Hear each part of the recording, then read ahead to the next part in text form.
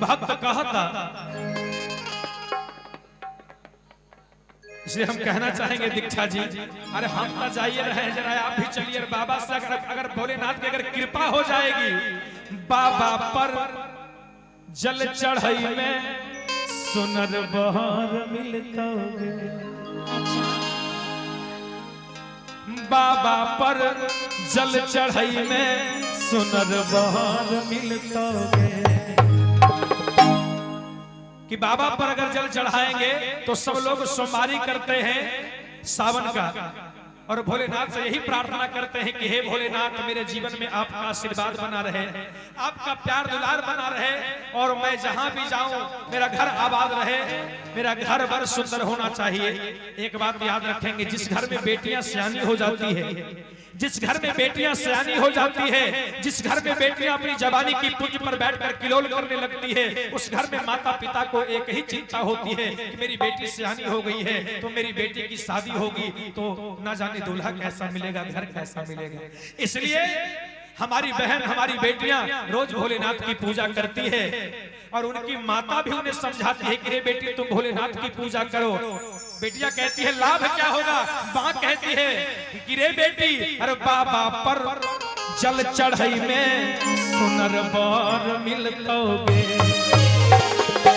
बाबा पर जल चढ़ाई में सुनर बर मिलतोगे। ऐतने ना अपन तो भोले के कृपा से निमन घर मिलतोगे, तोरा भोले के कृपा निमन घर मिलतोगे, बाबा पर जल चढ़ाई में सुनर बर मिलतोगे,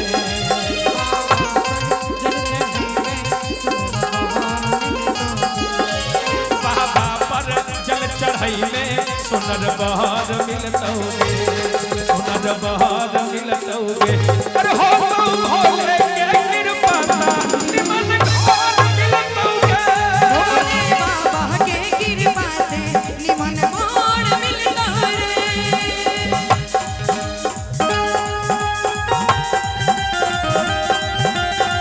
हर हर महादेव।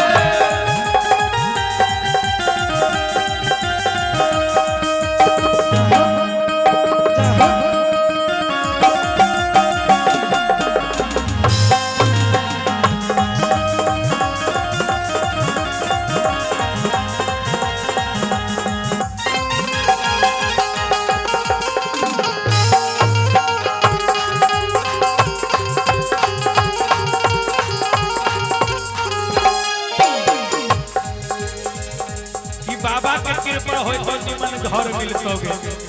माँ समझाती है कि बेटी तुम इसलिए भोलेनाथ की पूजा करो, बाबा और भोलेनाथ की पूजा करो, क्योंकि भोलेनाथ बड़े निराले देवता हैं, बड़े भोले देवता हैं। और क्या कहा तारी मैया, माँ समझावत तारी कि रे बेटी बनी निमन से बढ़िया से करिहा भोलेनाथ की पूजा।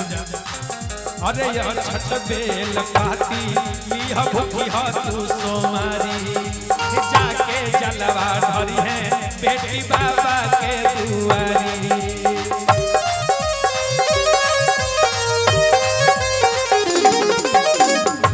देखा हमार बात के तनी ध्यान से सुनो।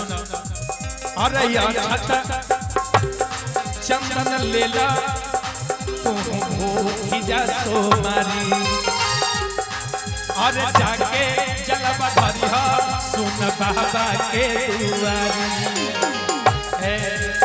इतने ना अरे भूखबू जब सोमारी सुनर फल मिलतोगे, भूख में जब तो सोमारी सुनर फल मिलतोगे, बाबा के कृपा हो